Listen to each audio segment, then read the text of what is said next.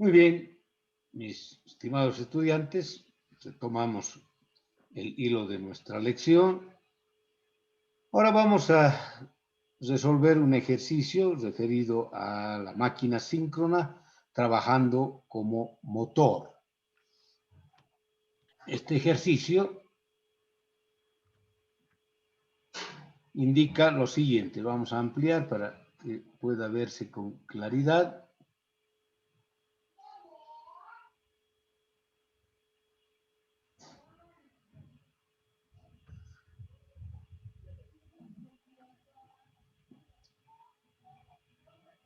El ejercicio tiene el siguiente enunciado.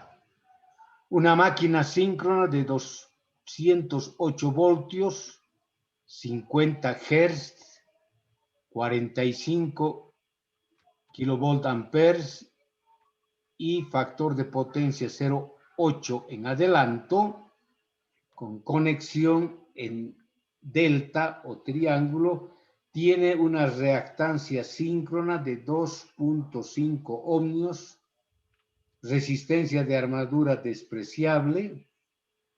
Sus pérdidas por fricción son de 1,5 kilovatios y las pérdidas en el núcleo son 1,01 kilovatio. Inicialmente el eje está alimentando una carga de 15 HP y el factor de potencia del motor es de 0,8 en adelanto, tal como habíamos dicho. Entonces, 208 voltios es la tensión nominal en bornes, 50 Hz la frecuencia, 45 kVA la potencia aparente y el factor de potencia es 0,8. Ahora bien, las instrucciones: dibuje el diagrama vectorial del motor y halle la corriente I sub A, corriente del inducido, la corriente de línea y la tensión, la fuerza contraelectromotriz E sub AF. Como está en delta, en triángulo, entonces las corrientes son diferentes. Esta sería la corriente en una fase del inducido y esta sería la de línea, hablando de corrientes. El inciso B: si la carga del motor aumenta a 30 HP, quiere decir duplica su potencia, determinar el ángulo de potencia de la máquina. Inciso C: hallar la corriente I sub A y el factor de potencia después del cambio de carga, vale decir, cuando ya la carga es de 30 HP. Bien, este diagrama vectorial ya está concluido, obviamente, en base a los resultados que vamos a ir obteniendo. Cuando marcamos acá I sub A1, se refiere a la corriente en la primera condición, con 15 HP de potencia. Y cuando acá está I sub A2, se refiere a la corriente con 30 HP de potencia. Luego, la tensión en bornes 208 no varía, es constante. Lo que sí varía es la fuerza contraelectromotriz. Para trabajar con 15 HP, entonces tenemos E sub AF1 igual a 255, estos valores vamos a calcularlos, y lo que estamos viendo acá, que la fuerza contraelectromotriz en la segunda condición es EAF2. Muy bien.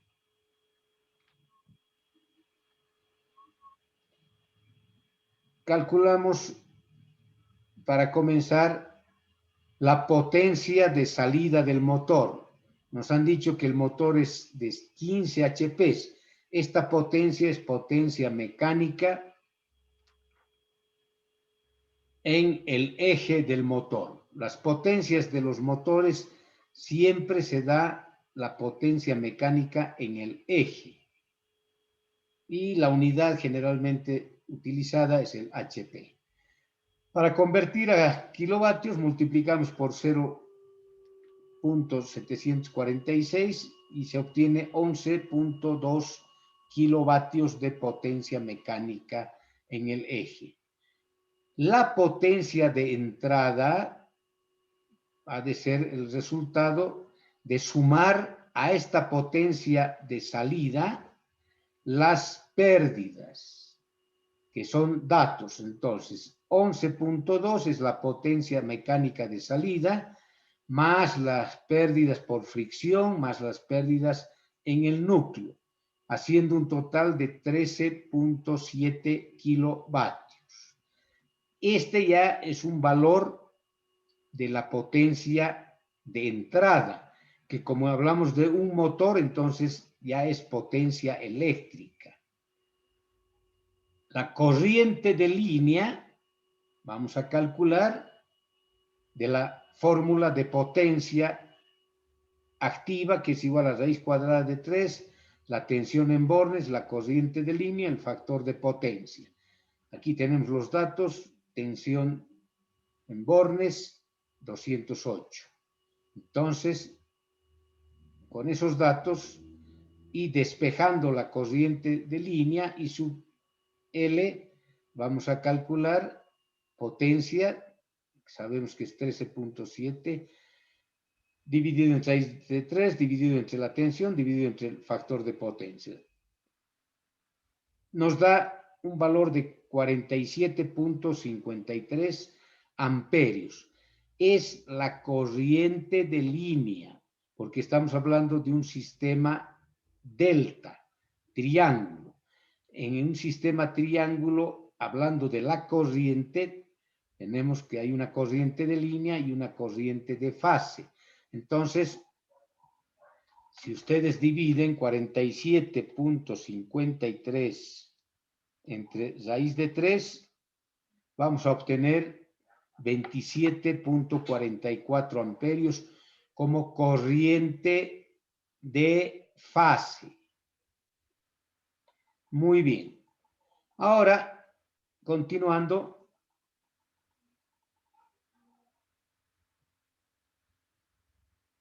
tenemos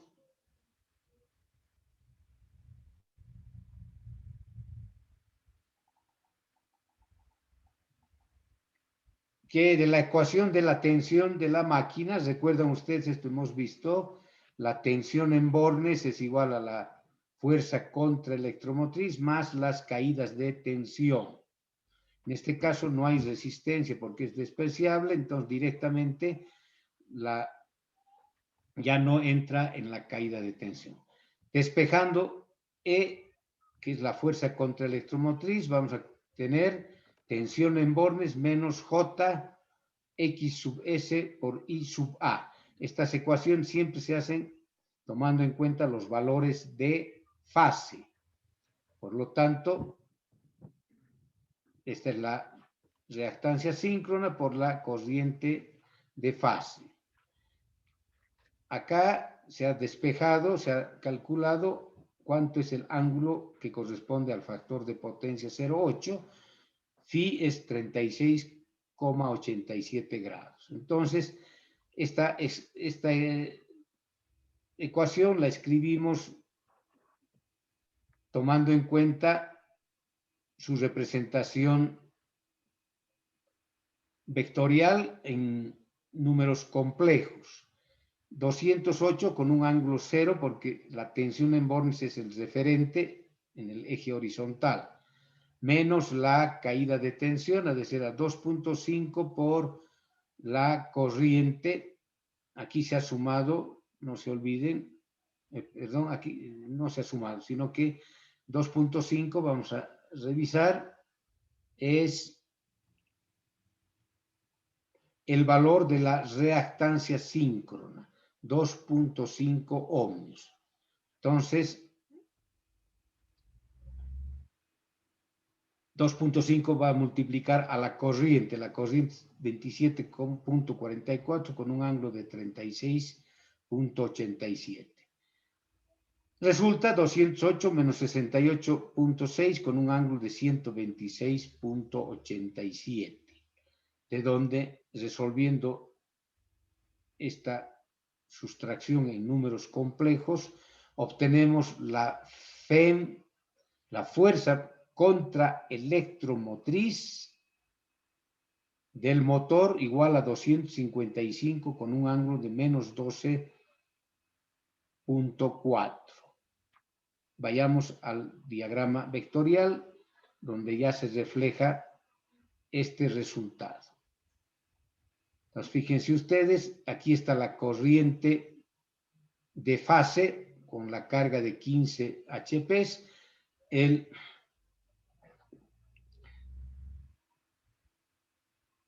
ángulo 36.87, que es el ángulo de factor de potencia. Y el ángulo de potencia delta, que sería en este caso delta 1, es menos 12.4. Es el ángulo entre la tensión en bornes y la fuerza contraelectromotriz. Como ya conocemos, 255, el valor de la fuerza contraelectromotriz. Acá se refiere a la potencia expresada en kilovatios. Este diagrama corresponde a 13.7 kilovatios, es decir, este triángulo que estamos viendo acá, de la tensión, la caída de tensión y la fuerza contraelectromotriz, es para la primera condición de 13.7. Pasemos ahora al análisis de la condición en la que la carga ha subido. El inciso B nos dice que la carga ha subido a 30 HPs. Primero convertimos esos 30 HPs por 0.746, tenemos 22.38 kilovatios.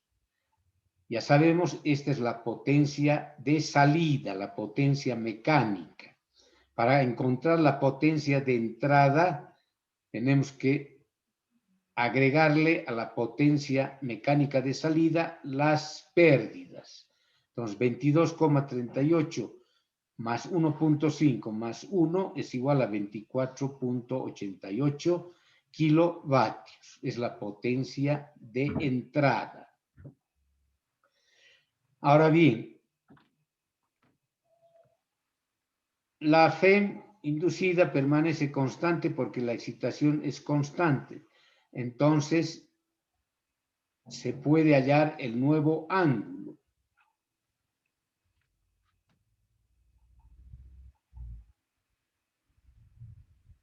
Con esta expresión, 3 veces la tensión por la fuerza contraelectromotriz sobre la impedancia síncrona, multiplicado por el seno de ángulo delta, el ángulo de potencia. Despejando y reemplazando los valores, se tiene 23 grados como ángulo de potencia en la nueva condición.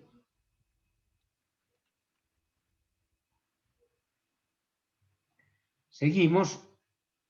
Vamos a calcular la corriente de fase. Ha de ser a la diferencia de la tensión en bornes menos la fuerza contraelectromotriz con un ángulo de menos 23 grados, siendo esta diferencia dividiendo además entre la reactancia síncrona. Se obtiene una corriente de 41.26 con ángulo de 15 grados, obviamente expresado en amperios. Ahora bien, como 15 grados es el ángulo de factor de potencia, entonces se puede determinar cuál es el factor de potencia, que sería el coseno de 15 grados, igual a 0.96 en adelanto. Ahora vamos a irnos al diagrama vectorial o fasorial, donde encontramos para la siguiente condición, vale decir, para una carga de 30 HPs, tenemos que la tensión sigue siendo la misma, 208. El valor o el vector de la fuerza contraelectromotriz E sub AF2 en módulo es igual a EAF1, es decir, 255 en módulo, pero el ángulo ha cambiado.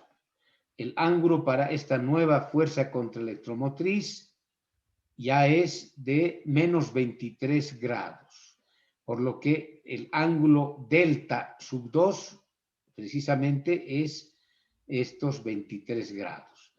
Ahora, la corriente I sub A2 tiene un mayor valor, obviamente, que IA1, y tenemos un otro ángulo de factor de potencia. Este ángulo de factor de potencia es 15.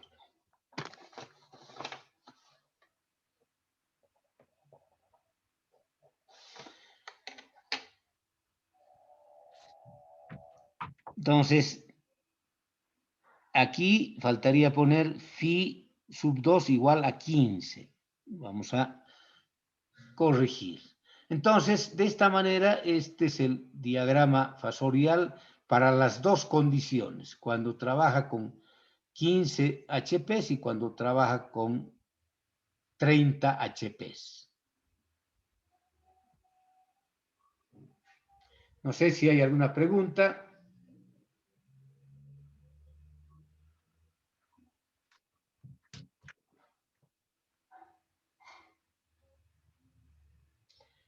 Muy bien, si no existe ninguna pregunta, habríamos concluido el ejercicio, con lo que también concluimos el tema referido a la máquina síncrona trabajando como motor, es decir, el motor síncrono. No sé si tienen alguna pregunta, algún comentario.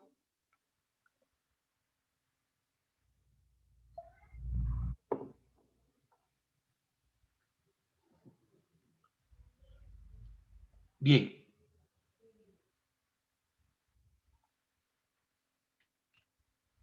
Mis estimados estudiantes, futuros colegas, de esta manera hemos concluido. Creo que no hay ningún comentario.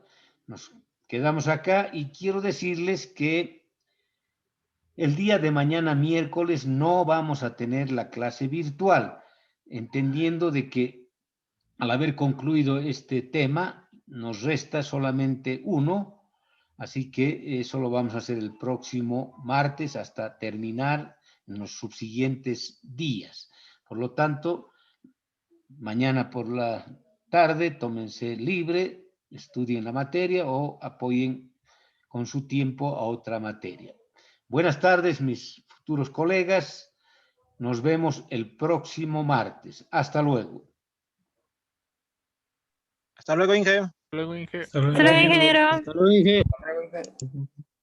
Hasta luego, ingeniero. Hasta luego, Inge. Gracias.